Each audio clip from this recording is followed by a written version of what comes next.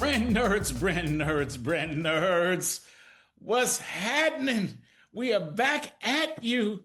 Brands, Beats, and Bites podcast. Larry, we've done so many of these now. It seemed like we just started, but it's been like a long time now. A It is, long time. but I think part of that's because we just have so much fun with it, D, Oh, right? yeah. We just love doing Absolutely. these. Yeah. Absolutely, brother. Brand nerds, you all know I like things in threes, so I'm going to give you three on this one. Our next guest. Number one, our mission. The reason why Larry, Jeff, and I launched Brands, Beats, and Bites is we said we want to build better marketers so that they can build better marketing. This was our way to give back. We also wanted to help people who were in their careers that they're not necessarily CMOs yet, maybe not even interested in being a CMO, but just want to up their game. But they want to compress the timeline between where they are now and wherever they want to get to. And we wanted Larry Brand's Beats and Bites to serve as a resource and tool for them to compress the timeline. That's number one. Number two, I don't remember where I was reading this, Larry and Brand Nerds, but it was about human resources. Like, how do you find people? And folks will talk about interviewing process and hiring firms and recruiters. The real way you find good people is through other good people. Yep. And our good friend, Ed, I call him Brother Ed. You'll talk more about this later, Larry, helped us find this next guest. Good people know good people. And finally, brand nerds, y'all know I'm from Detroit. The D. What up, Doe? I'm from Detroit. And when you're from Detroit, you grow up with a love of automobiles, cars. And Larry, this next guest knows a thing or two about the automobiles. And I cannot wait to hear more about this. LT, can you tell the peoples who we have in the building today? I'm thrilled to do it, DC. We have Kristen Fischbeck in the building today. Welcome, Kristen. Thank you. Thank you for having me. Well, we're thrilled to have you, Kristen. And DC, as usual, did a fantastic job in giving a little preface for having you on the show today. So, brand nerds, before we get into Kristen's great background, hopefully this does not embarrass her, but I'm still going to go there, D. As you mentioned, our Oh, yeah. great friend Ed Collins, I'm going there. Our great friend Ed Collins called me one day and said, I know someone you absolutely positively have to have on your podcast. She is a young person who has managed to advance herself very quickly, and she's a rock star. You've got to have her on. So with that recommendation from our guy Ed, from Brother Ed, as DC and I both call him, we have made this happen. So let's get into Kristen's background. Kristen went to Cal State Fullerton, and in 2018, she earns her degree in communications. She is now currently in 2026 the managing partner of Feltman Agency, a boutique automotive advertising firm. That's what DC was alluding to, based in Irvine, California. Her meteoric rise to become managing partner is truly super cool. After graduation, her first job is at the Feltman Agency, where she, like every new hire, starts as an account coordinator. In 7 years, she quickly advances through every level of the organization: account executive, senior account executive, director of accounts, then vice president, before stepping into her current leadership role as managing partner. As managing partner, Kristen leads marketing strategy for a portfolio of automotive dealerships representing brands such as BMW, Rolls-Royce motor cars, Land Rover, Mercedes-Benz, Lexus, Toyota, just to name a few. Kristen and the team at Feltman focus on helping dealerships grow through data-driven digital marketing, brand strategy, curated events, and experiential campaigns designed to elevate the automotive customer experience. Kristen is also a frequent guest speaker on marketing, entrepreneurship, and leadership, sharing her insights with students at Chapman University and her alma mater, Cal State Fullerton. Outside of work, Kristen enjoys spending time with her husband, Jake, and their golden retriever puppy, Remy, who's all of 90 pounds, by the way. Mhm. Welcome to Brands, Beats, and Bites, Kristen Fischbeck. Wow, thank you guys for having me. That makes me sound way more impressive than I actually am, but thank you. You did it, All you. Kristen. Yep. All you. Larry does a great job of that with each of our guests. All right, Yeah. Kristen. Mhm.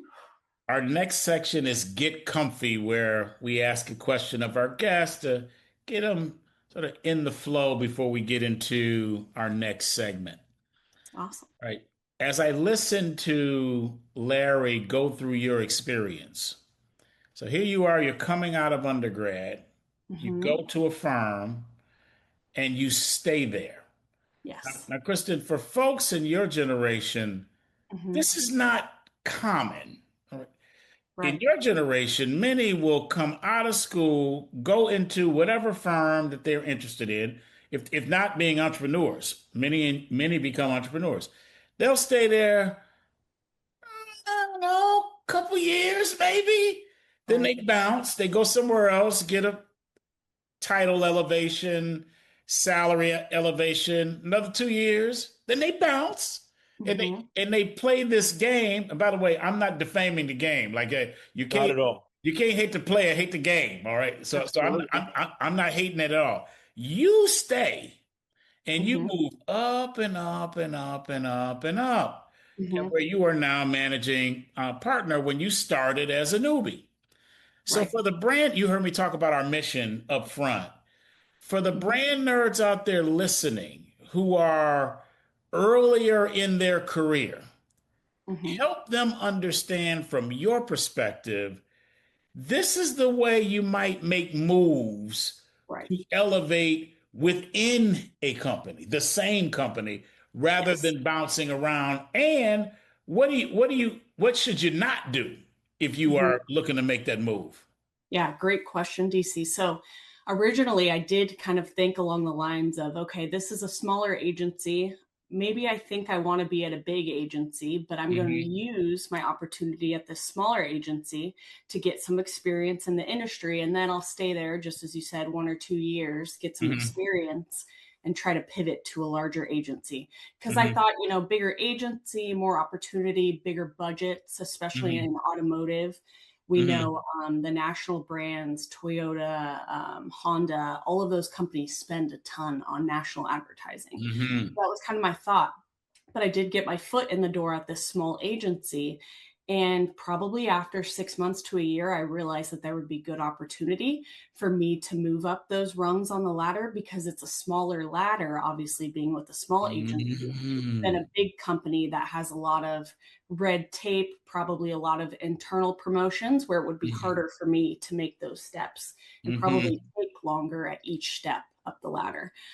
So that was kind of my thought process. But Hmm. as I said, as I recognized that there would be great opportunity within this agency, I started to take a look at the people ahead of me that were in the positions that I wanted, and I would almost mimic their behavior. So I would start learning the stuff that they were doing in their day to day. I would listen how they talked to clients and engaged with clients on the phone. I would pick up the skills that they knew how to do, such as like maybe it was like production editing or video editing or stuff like that. Even though it wasn't required of me in my current role, I was picking up extra stuff along the way when I had time. I would even do some of it outside, like typical office hours, so that I could become skilled in the ways that those people were in the positions that Hmm. they had the roles that I wanted. So that's kind of what I structured my time with when I was at that account coordinator role. Is Hmm. I said, okay, I know next I want to be an account executive. So let me act as an account executive now and learn how to do everything that they're doing so that it's a very easy transition when that day comes. Ooh, D, this is deep. Go ahead, Larry. I know you got some thoughts, brother. No, you go first. Kristen, some time ago, I developed a list of 10 things Mhm. that I look towards in guiding my career. And Mhm. it took me a while to figure out these 10 things. Sure. I've lived by those since that time. I'm going to give you a couple of them on the list because they correlate to what you said. One of the things on this list is think in steps of two, act in steps of one. Think two, act one. Hmm. What that means, Kristen and brand nerds, what that meant for me was I never took an opportunity that was one step out unless I understood how that would set up the next step. Yep. It didn't mean that it always went the way that I thought, Sure. but I was not going to take the first step if I couldn't figure out the next one after that Hmm. before taking the first step. I didn't care, Kristen, how much money was on the table, power, none Right. of that mattered to me. I had to string these things along, and that to me became operating my career like chess, not Hmm. like checkers. The second, another thing on this list of 10 was do the job you want before you get the job. Yes, This is exactly. exactly what you said. Hmm. Before you get the job, to make Right. it easy for others to see, oh yeah, they can do that job. Kristen Yep. can do that job. That dude can do that job because they're already doing a job. And then the third of on this list of 10 is become a subject matter expert, an SME, to Hmm. pull towards me the opportunities I want so I don't have to go chase them. Right. And I did some of the same things that you have done and are doing. And I've never heard anyone articulate it until now, right now. Right. Yeah, I think it's almost kind of a subconscious thing that I was doing at the beginning. And then when I Hmm. saw it pay off for the first time, I really leaned into it. And I told my friends who were also at other entry level positions at the time, I Hmm. go, this is what I'm doing. We'll see if it works. If you want to try it too at your company, that's obviously structured different, or maybe even a Hmm. completely different industry. Let's kind of compare notes and see how it works for us. So then I kind of really started like being intentional, very intentional about it after the first time I saw it kind of pay off. This is so good, D. I got a follow up. I'm so glad you posited the ones that you've lived by, which I've watched you do for many years. So, Kristen, you just mentioned something in that story that you started to share it with friends. So I have a two-part question. One is, when did it become conscious to you? So you said it was sort of unconscious. You sort of, and was there a light bulb moment where, oh, that it became conscious to you? That's part one. And then Mhm. part two, as you've shared it with your friends, what's some of the feedback? Is it working for them?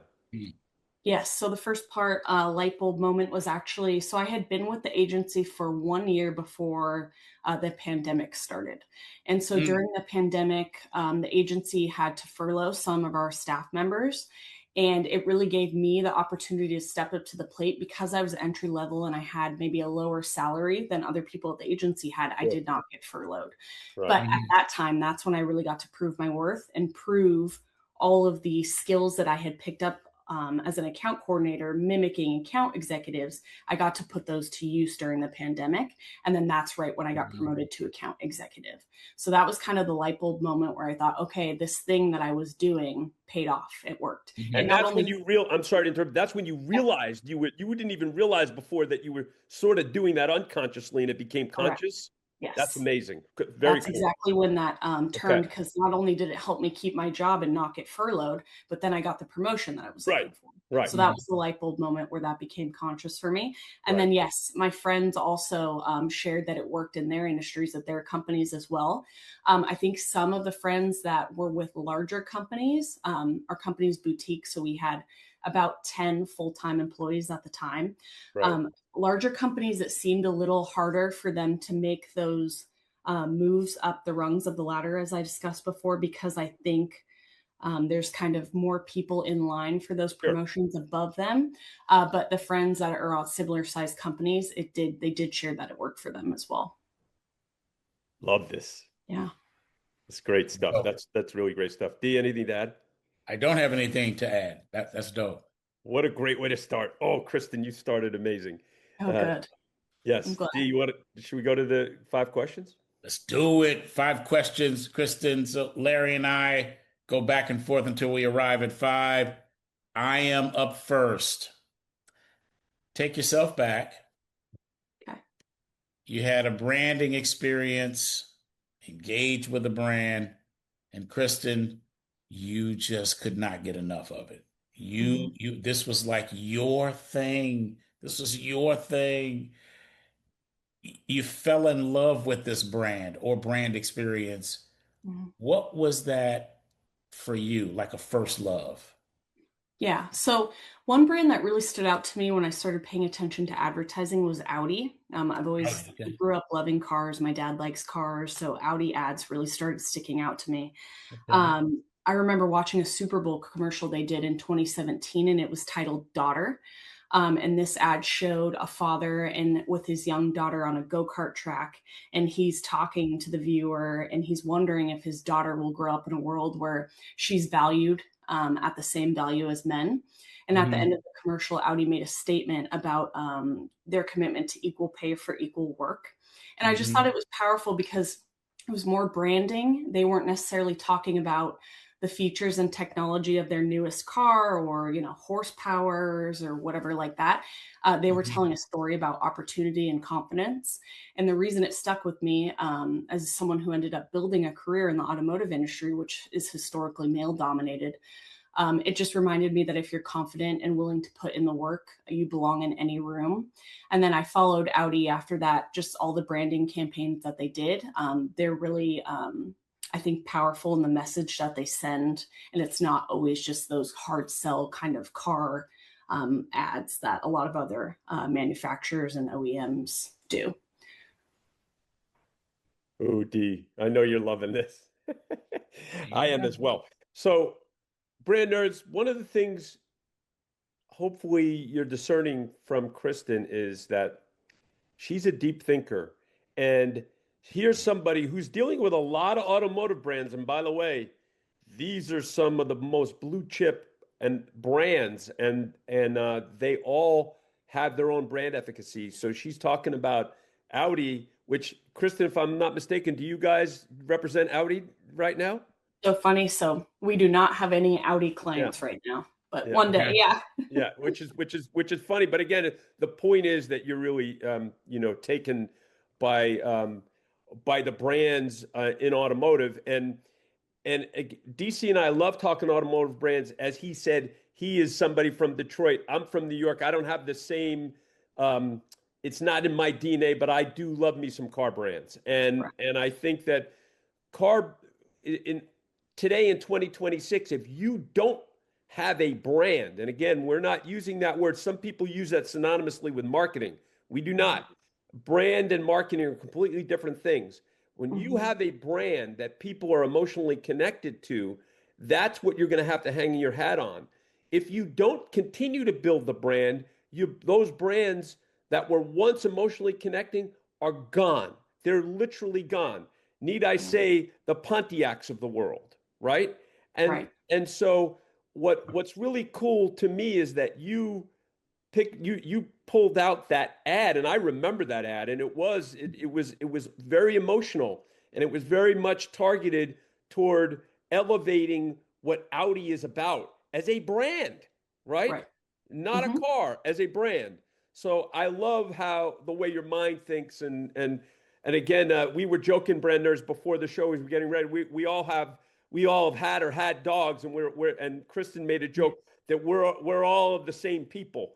And now, in even more ways, you're a brand. You're all of the same people.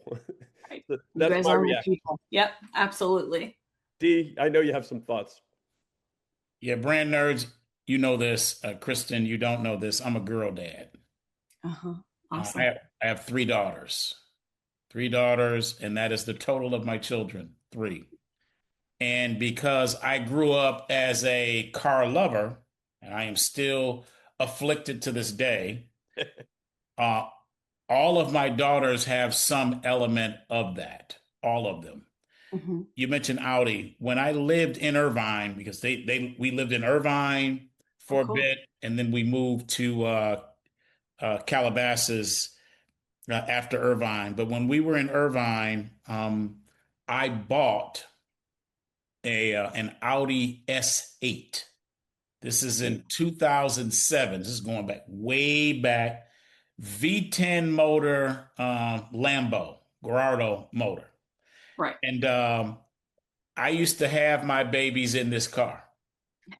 Okay, and they loved this car. Mm-hmm. And when they think about cars to this day, and I've had others over my lifetime, there is no car that they think about that is a car brand that is too masculine for me. Mm-hmm. They have emotional connections to cars, just like you had an emotional connection to that Audi ad. This this Exactly. this makes me giddy.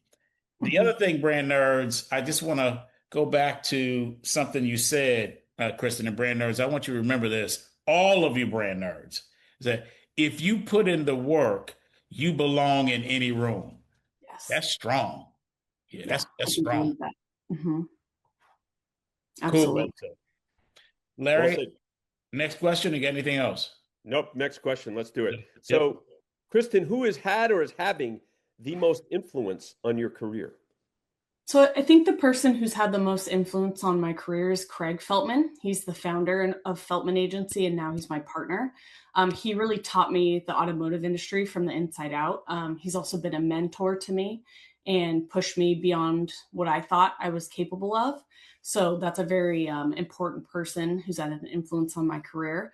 And most of what he taught me was the importance of like long-term relationships and reputation within our industry. Automotive retail is a relationship business, and great agencies are not only built on successful campaigns, but they're built on trust. And because of those lessons, we've had some of our clients for over 20 years because they really trust us. It's a true partnership. They know we're going to do what we think is best for them, and they trust us to represent them on their behalf and everything like that. So he's really instilled that in me. And then also my parents have had a big impact on my career because they taught me strong work ethic, and going back to what DC echoed, I think my parents really taught me that if you're willing to put in the work, every opportunity that you're looking for will follow. So that's a strong lesson. Shout out to Walt and Dana, my parents, because they're the best. Yeah. Oh, I love. I'm sorry. What was your mom's name? Walt and Dana. Oh, Walt and Dana. Love Yeah. Walt and Dana. We love your daughter on our show, Walt and Dana. Thank you. They'll be watching. Awesome. Awesome. Oh, so D, I love the two prongs of this, right? Like relationships and in this age of everybody staring at their phones, right? Mhm. And in the age of feeling disconnected, everyone wants to be seen and heard, and that's so critical. And if you don't establish those relationships, and you can't have trust without a relationship, right? And I dare I say, I mean that's really what Craig is saying, that we've got to have trust in our agency, and we do that by having relationships. And I love that. And then your parents, Walt and Dana, again, you got to put the elbow grease in. There's no substitute for that. Kristen's achieved a whole lot at a young age because she's worked her ass off. She's that, and people need to understand there's no substitute for that. You need to be the first one and the first one to work, the last one to leave. Even in this day and age of working at home, that you're doing what you need to do to make sure that everybody understands that you're always prepared. And that's really the key, is to always be prepared.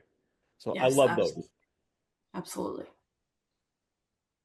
All right, brand nerds. Mm. Kristen said that Craig pushed her beyond things that she thought she was capable of.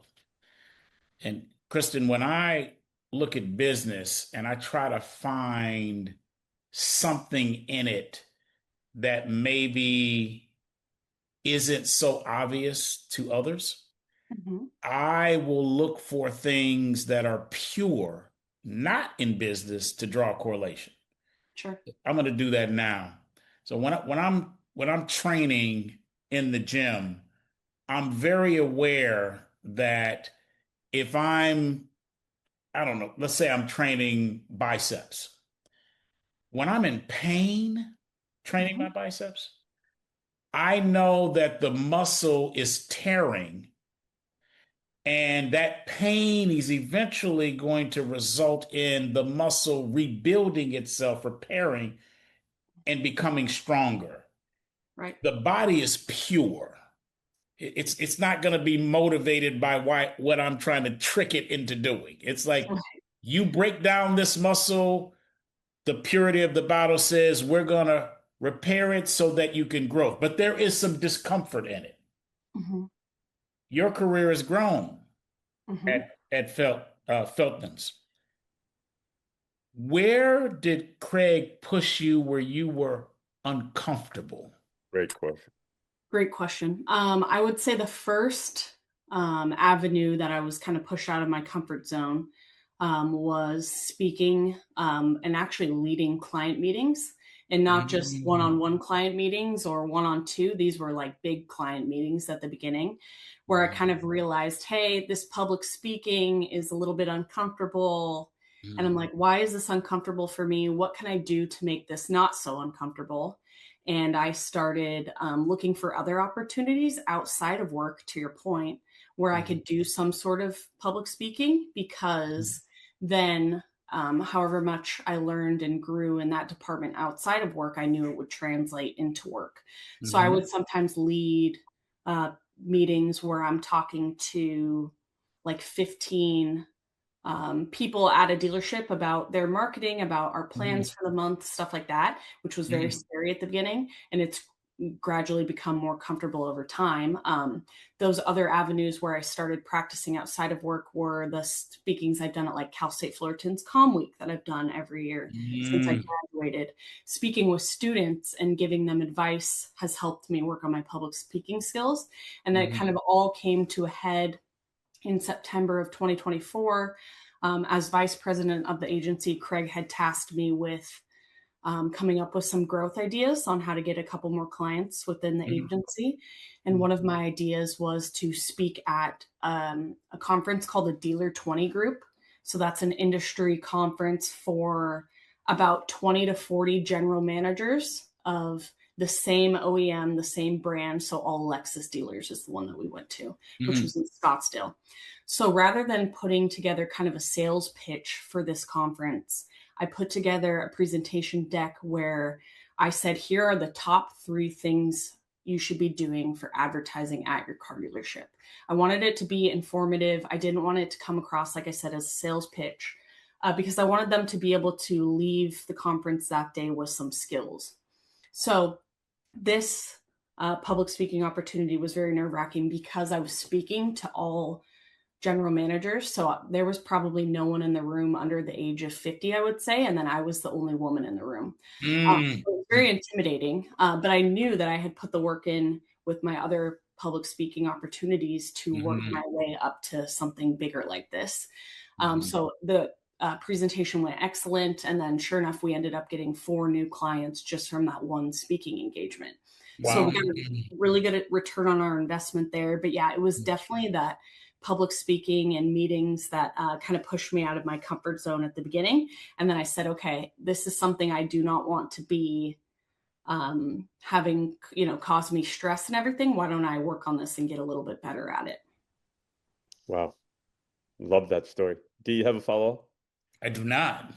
I have a quick one before we go to the next um, question. So, Kristen, Mhm. is public speaking now still one of those things where you go, or do you now that you've got the reps, do you feel maybe comfortable but still don't love it, or are you past the point where now you're like, man, this is great. Where are you in that in the scope of that?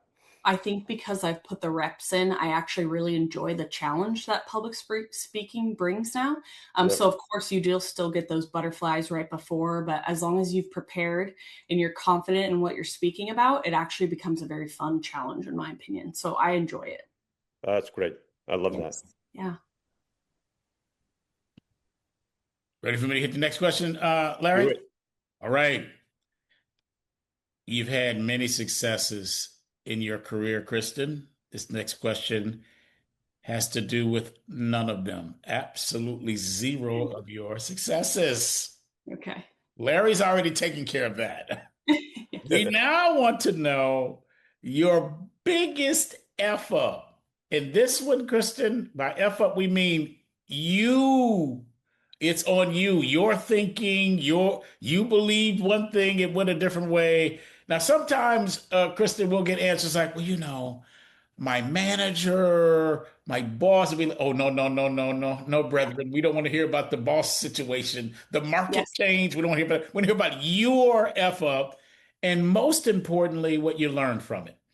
Yes. Yeah. This is not a job interview, so I'm not going to hold back. Exactly. This is Yeah. definitely not a job interview. This is a Yeah. conversation. Right. So one mistake I made early in my career, I had just become an account executive, and I overpromised to a client without understanding the full scope of the project. And it was Mm. it was a big television shoot and spot that I thought our team would be able to produce with little actual production at the dealership. Mhm. And like I said, I didn't understand the full scope and timeline and the workload that it would take internally. And so we ended up really scrambling to make it happen, and even had to go back to the client and say, hey, this is going to cost more than I initially thought, which was hard for them to stomach at the time. So that taught me an important lesson about I would say, set the right expectations and then over deliver rather than, great client service isn't always saying yes right away and having the answer right away to the question that they're asking. I need all the information to gather. And then, like I said, now I'm a bit better at managing their expectations and then over delivering by either giving them things in a shorter time window than I thought, or maybe even coming in cheaper on production, stuff like that. Mhm. So that was a big mistake at the beginning. And that lesson really stuck with me. This, this is a really good one, D. Go ahead, So, Larry. brand nerds, and so I have a question for you, Kristen, before I get. So you just got to be account executive, right? And we talked earlier about and get comfy about how you mimic the way account executives were working before you got there. So now you're you're now account executive and you just want to deliver to that client like they've never been delivered to before, right? Or do I have Exactly. the context? Hmm. And I and was then trying to impress them for sure. bingo. And Hmm. then you do the overpromise thing. And okay, so how pissed off was the client? When you went back to them and asked for more money, how bad was that? On a scale of 1 to 10, I would say they were like a 7 pissed off at me Okay. because no one wants to hear that they Nope. are going to have to spend more money than they originally told they were going to have to spend. Nope. Yep. Nope. They do not. So did they? Because DC and I have been personally in situations. We've heard other similar kind of stories on this Mhm. show. Did they make you pay for it, or did they reluctantly write the check? How did that work They out? they reluctantly wrote the check. So Okay. we have had instances within the agency. I can think of a handful of times where we did eat the cost because it is our mistake. So that is something we do. But on this particular instance, they did. They were fine to spend the extra money. It was just that kind of feedback of, hey, we were told one thing, this was our expectation, and now you're changing what you said. So again, that was a really big lesson that I learned. So there could have been a lot worse. They Could have been say, a lot worse. Yes. "Hey man, It could have that taken a check hit you to my expect." paycheck potentially. Exactly. Could have been a Mhm. whole lot worse. Uh, Yeah. were the Expensive mistake. Yeah. So no, this is great stuff. Do you have any follow up? I do. Kristen, are you familiar with the classic vintage comic show called Scooby-Doo? Yes, of Okay. course. All right. So Scooby-Doo. So Mhm. Scooby-Doo, brand nerds. Scooby-Doo doesn't say much because Scooby-Doo is a Great Dane. Speaking Mhm. of dog people that we Right. discussed before we got on camera here, Scooby-Doo doesn't say much. He just groans and makes like muddish sounds. And laughs a lot. He does laugh. He laughs a lot. He laughs a lot. But there is something that Scooby-Doo says where everybody needs to pay attention. And that is when something goes pear-shaped, Scooby-Doo says, Ruh-Roh. Okay, then you know there's a problem. Okay, if you're not quite paying attention to what's happening in the show, when you hear Ruh-Roh, you need to pay attention because Yes. something's about to go down. Right. With this client in this situation, what was your Scooby-Doo Ruh-Roh Yeah. moment? So I think I got back to the office after the client meeting and I shared with someone who I believe was like a senior account executive at the time. So she had been with the agency probably 5 or more years, longer than I had. And I could tell right by her like body language and face expressions, right when I said what I had told the client that I did something wrong. That was my rut-row moment. I knew instantly the second I told her, and then sure enough, I would confirm with like Craig and a couple other people on our team that what I had told the client just wasn't going to cut it. So that was my rut-row moment right when I got back to the office and saw the look on their faces. Now, did you think you were going to survive that in the moment? It felt pretty awful in the moment, I'll be Mhm. honest, because Mhm. I knew I was going to be the one to go back to the client and said I made a mistake and what I told you wasn't exactly accurate. And that was just awful feeling in my stomach and the pit of my stomach because I was so new as an AE and I wanted to impress that Sure. client. So it was a pretty scary feeling. I did feel like that might be the end of me right there. Yes. Larry, before I give this over to you for the next question, I want to big up Craig for a moment. Because Yeah. culturally, if Craig would have shown you the door, and he could Yes. have, what that would have communicated inside of the firm is, hey, you make a mistake around here, particularly a big one, a Hmm. client-facing mistake, you're out of here. Right. You are not a managing partner in that firm. And dare I say, it's a very different place culturally had he done that. Correct. There's I. something in him that allowed you the space to fail Mhm. and then recover. I say to my daughters, I have many sayings to my daughters, but when they've done something, I will say, it's not about the mistake. And then I go silent and they complete the sentence. They say it's about the recovery. This is what I teach my girls. I agree with Yeah. that statement Yeah. 100%. And I think Craig lives by that mantra as well because he's always given us, everybody at the agency, the space to fail. Mhm. Um, Not repeatedly, obviously. If it was a repeated thing, it would be an issue, but Yeah. we never were reprimanded in a way where we were allowed to take risks for that Mhm. reason.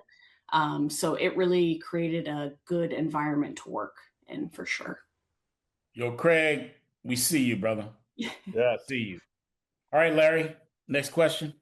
All right, next question. So, Kristen, when it comes to technology, the confluence of technology and marketing, and boy, it's bigger than ever, right? Can you tell us where you think marketers should lean in or best leverage tech, or you could take us to an area or areas that they should be leery or simply avoid? Okay. Yeah. So I think in the automotive industry, dealerships advertising has been influenced a lot by technology just because even 10 years ago, it was mostly all about traditional media and advertising like television, radio, print ads. And today we're much more like a data driven ecosystem, a digital ecosystem. So we could track everything now, like website behavior, ad performance, search intent. We can even track after we serve an ad in someone's home on their television maybe and then they take their phone and they walk into one of our car dealerships, we're able to track them that they walked into a car dealership. So that kind of tech just wasn't around 10 years, and because of that there's a lot less guessing of what marketing is working and what marketing isn't, and we also no longer have to guess where our customers are spending their time, what media they're watching. We have all of that data. So that's kind of an area where I would lean into is use all that data that you have at your hands, your fingertips, use it to your advantage in your marketing. And then another area where I would lean in that's very popular, a little bit maybe contentious right now is AI. So AI really started playing a big role within our agency and things like creative production, even ad optimization, and then consumer insights. We use an AI generated voiceover software called Firebay Studios from Ed Collins. That's Oh, Ed yeah. Oh, Collins. yeah. Yes. There we go. Yes. That's how Ed and I were introduced to each other as we started using his software. Before you go Um, on, we have to give a shout out to Ed. yes. Yes. And again, DC and I, he brought it to our attention like literally from the beginning. And what he's able to do, brand nerds, with different languages, um, accents, inflections, it's incredible, right, Kristen? I mean, Yes, I could. Yeah. So his software, you could type in any script that you have for any ad you're running for one of your clients. You have no less than, I would think, 30 to 40 different voices to choose from. You could change the emphasis on words. It's right. really cool. There's accents, like LT mentioned.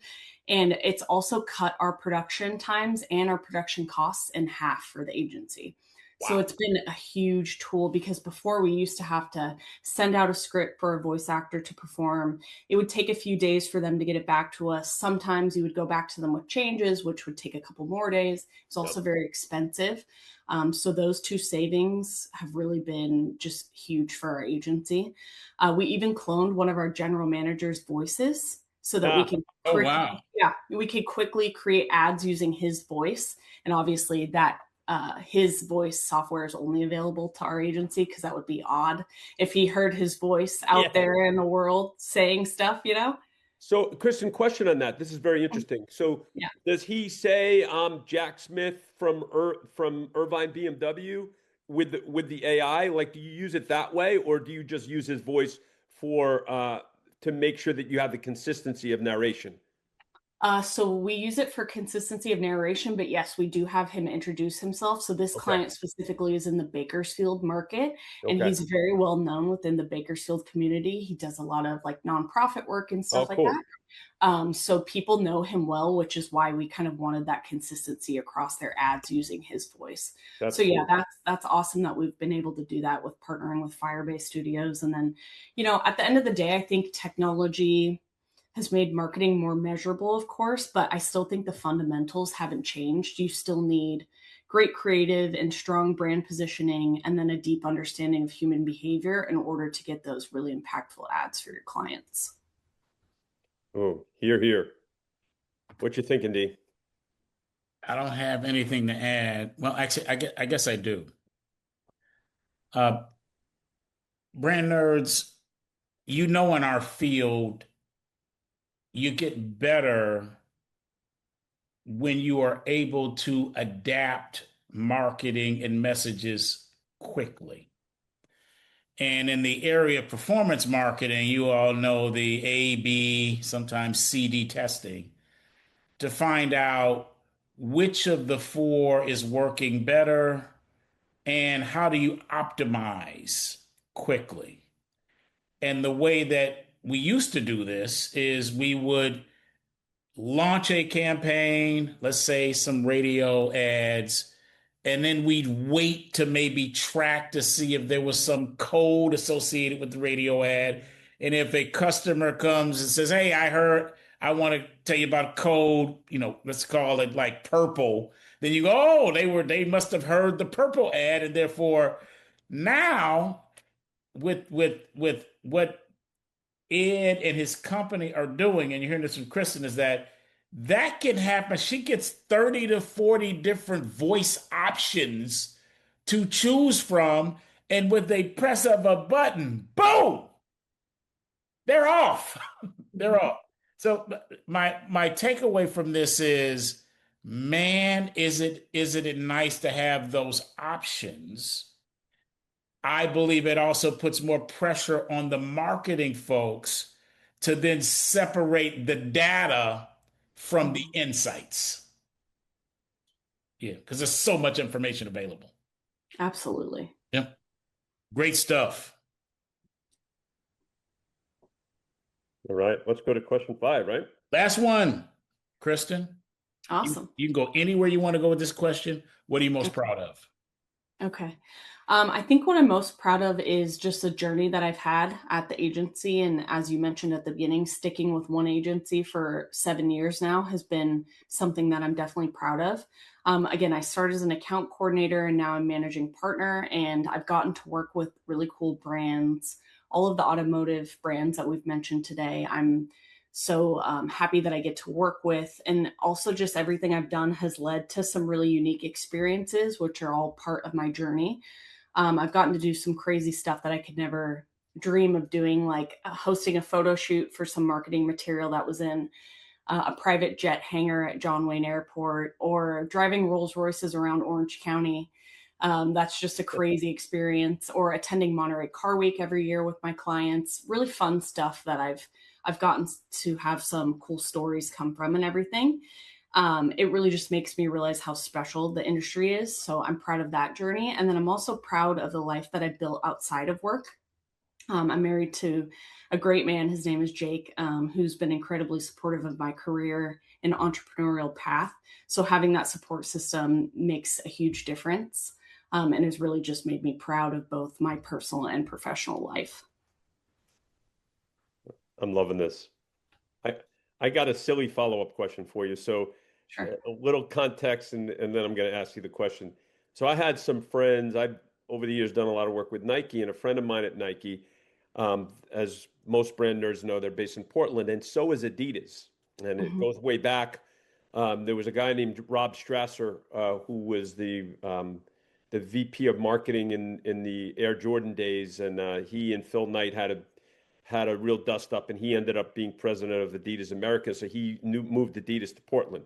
So there was people who families working at both companies. So this friend of mine who worked at Nike, his wife worked at Adidas, and so whenever they would leave the house, they would look at one another and say brand check, because Uh-huh. because you live in Portland, you're gonna run into colleagues of both of yours, right? Mhm. So so um, so I ask you, Kristen, because you represent all these brands, you Uh-huh. obviously you can't have like they have.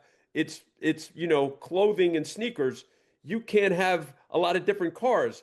What do you do if you're going to your Land Rover client and I don't know what kind of car you drive and you pull Uh-huh. up in a different brand? How does that work?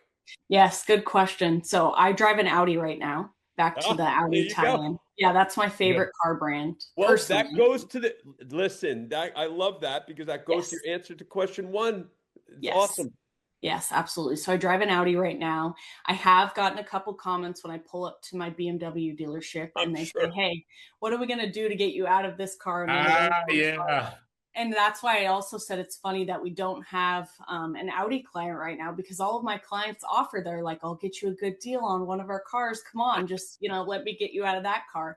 And I'm paying full price for my Audi. I don't have any connections at Audi. Yes. So that just goes to show you how much I love that brand. But yes, Well, I'm I sorry to do. interrupt you, but Yeah, if you let your BMW client win when you pull up to Land Rover, he's going to be pissed off. So at least now exactly. you can be genuine and say, "Hey, this is the car I've always had." I have to be neutral in some regards. So that's how I kind of lean into it, is I can't have one client's car, the other clients will get upset. So I just say, okay, I have no client's car. I don't have any Audi dealerships and I'm driving Audi. So everyone That's can funny. can be happy that way. That's really funny. D, Great. any follow up? I do. As someone who's lived in Irvine, I Mhm. can tell you, Larry, that all of these brands that Kristen has mentioned, including the Rolls-Royce, you can see all of them at a place called the Spectrum, at the Yeah. Valley at the Spectrum. They roll right up in there. And for the Rolls-Royces and the Range Rovers, more that speed, there's a subdivision. It was there when I was there. I don't know if it's still there or not, Chris. It is called Shady Canyon. Yes, Shady, it is still there. Yes. oh, Shady Canyon.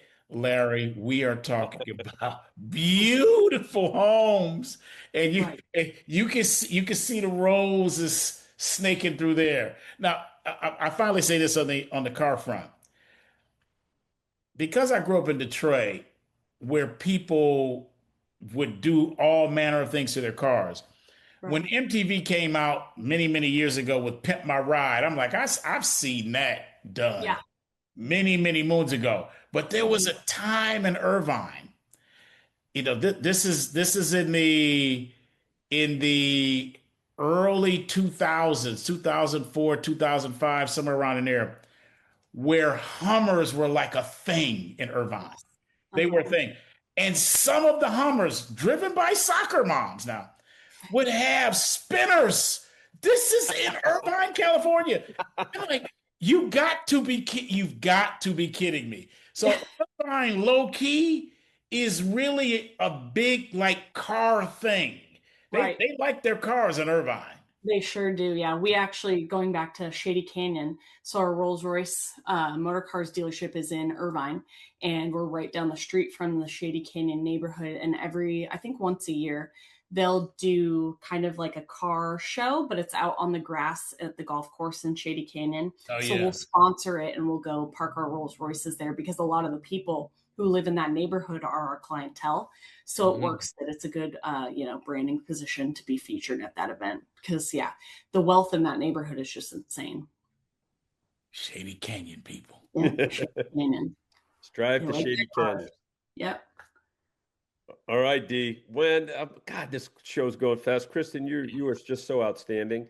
Oh, thank you. We, you're welcome. We are going to our next segment, and that is called Awesome. "What's Poppin'." What's poppin', D? What's poppin'?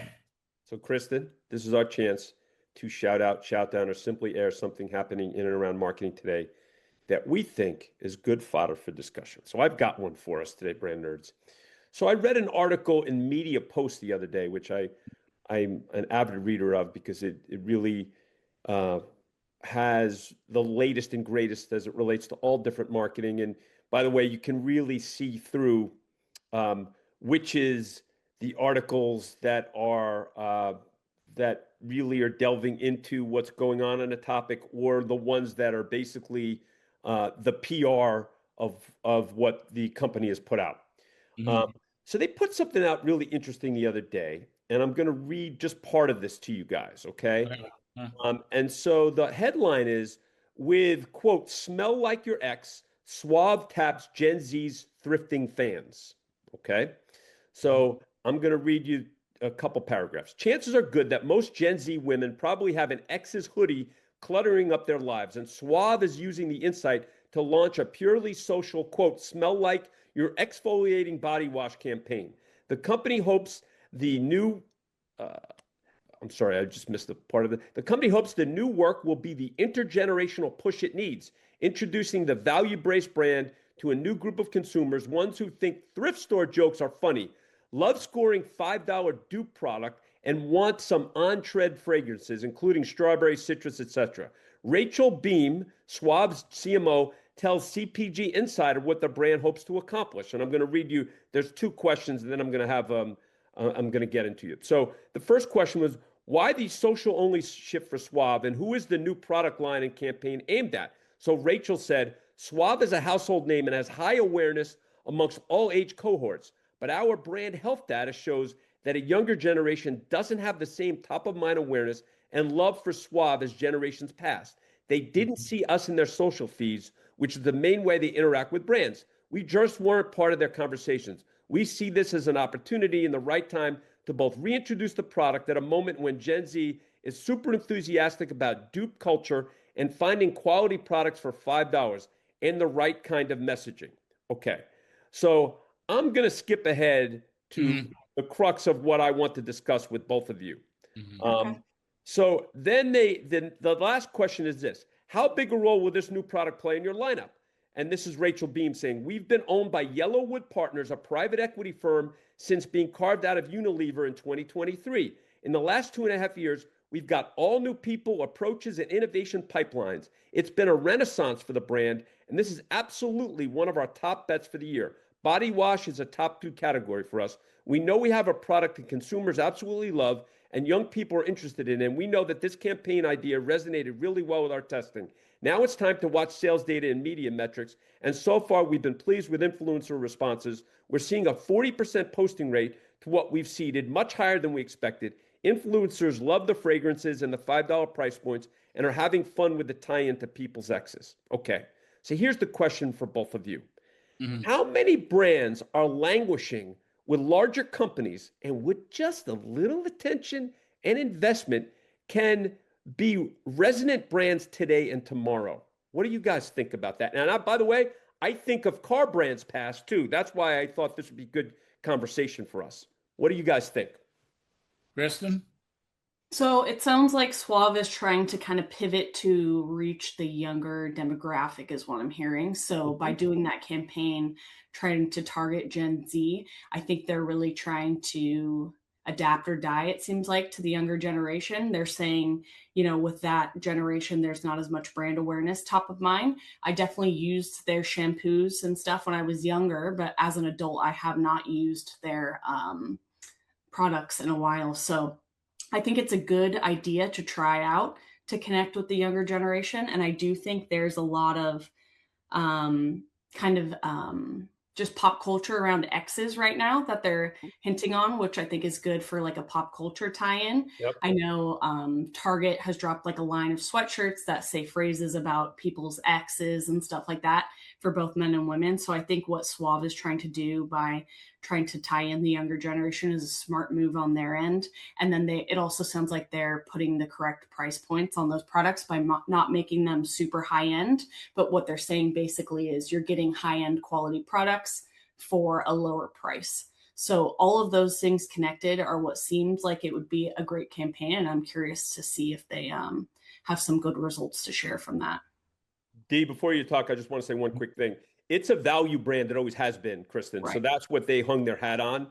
And my larger question, I think it's great what they're doing. My larger question is, I think there's brands sitting in the closet that just are sitting in the closet, metaphorically, right? And Mhm. so I appreciate that they have real insight of today and they're doing stuff. And dare I say, it will be interesting to track, but I'd be surprised if this does not uh, reach some level of success and perhaps really large success, just because they're actually doing something that's of today with insights of today and making it relevant for today's consumers. So again, I I've agree. talked too much. I can't wait to hear what D has to say. Okay. I don't know yet. I need to ask some clarifying questions. Is the smell like your exfoliating body wash, is that consumer facing? Yes. That's consumer facing. Okay. I believe that in our craft, some things stay the same no matter the era. A clearly articulated problem that you're solving, they've articulated that. A clearly articulated, reachable, but maybe stretch objective. I can see where they are here, business objective. The third is a strategy. So, what strategy are they wanting to go about seizing on this business objective or solving the problem? The strategy is coming through here. And then finally, the execution.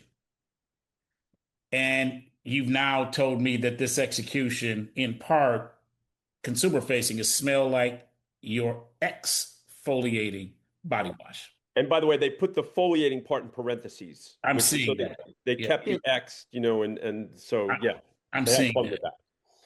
I'm with them on the problem. I'm with them on the objective. I'm with them on the strategy. The execution, I think, is shit. And I'm going to explain why. Um, it's too cute. I'm not so sure that anyone in the demo that they are looking at wants to smell like their ex. I'm not so sure. I got three daughters. I don't want to hear any of my daughters talking about a hoodie. And I'm a father now, and I can't imagine them going, "Oh yeah, my ex. I miss him so much. I'm smelling him. I want to smell like my ex." I think that's too cute. So that's why I think it's shit. The other thing is that, to your point, Kristen, there Hmm. is a lot in social media about exes, Hmm. but it's snarky. Right. It's not like raising up the X.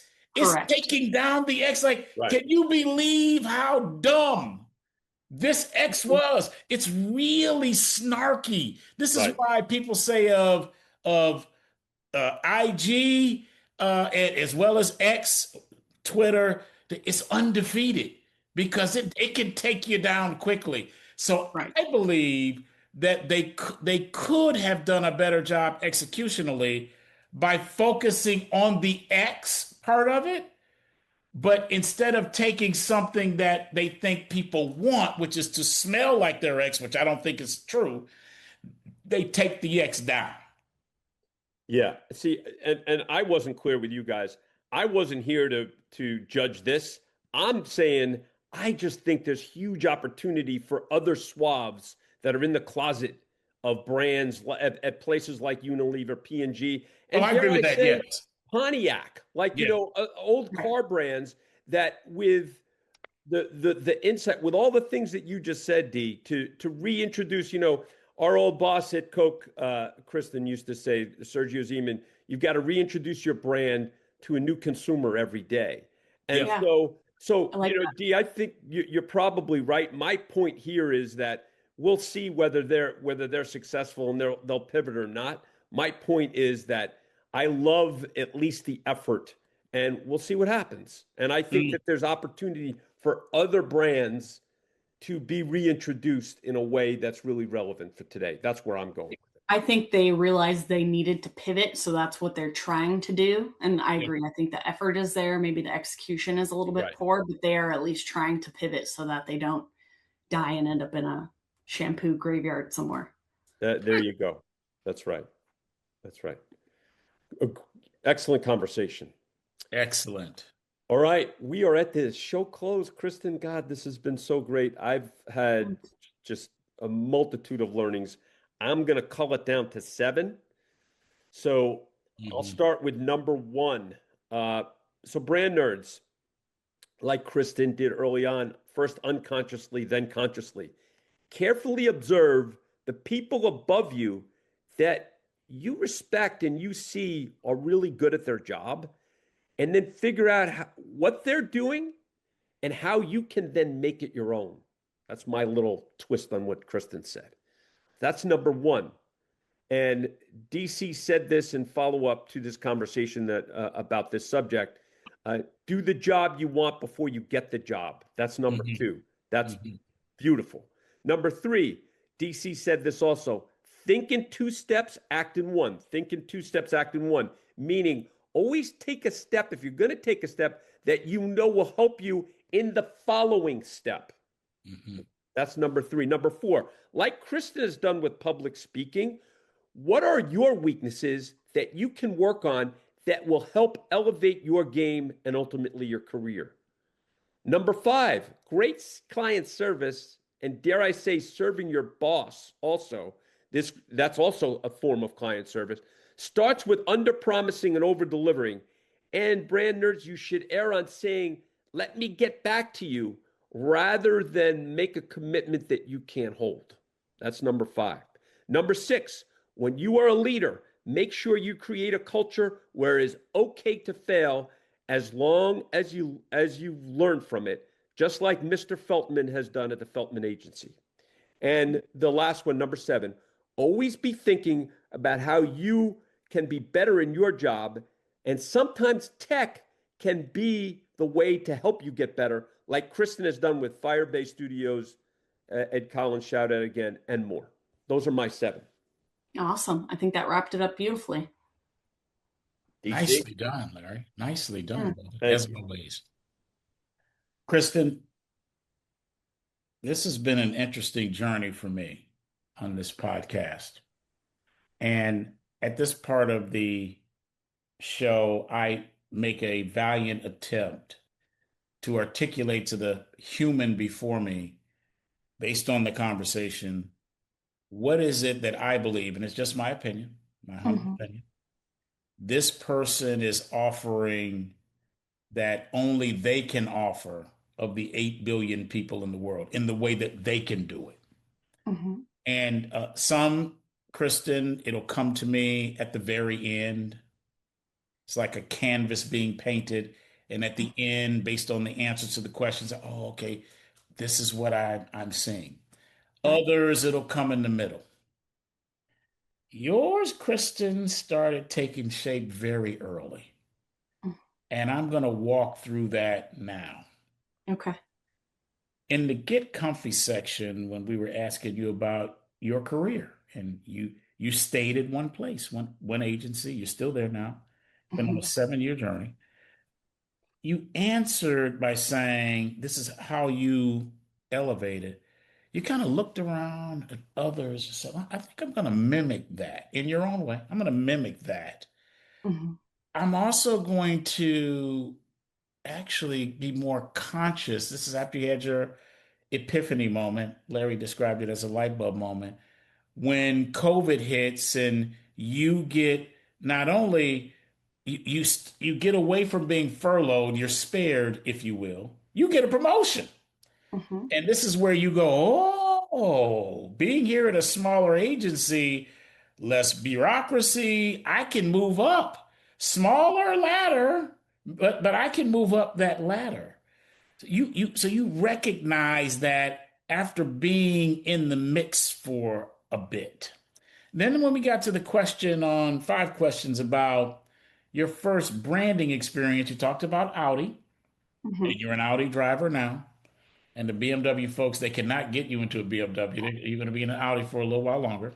Yep. Not yet. And you said that like in this space, automotive space, and it was true when you said it. It was true when you experienced it. It was true 100 years ago, and that is the automotive space is male dominated. Mhm. It is male dominated. And then you said if you put in the work, you belong in any room. Like, Then when we got to the question of who's having the most influence in your career, you talked about your mom and dad, Walt and Dana, but you also talked about Craig.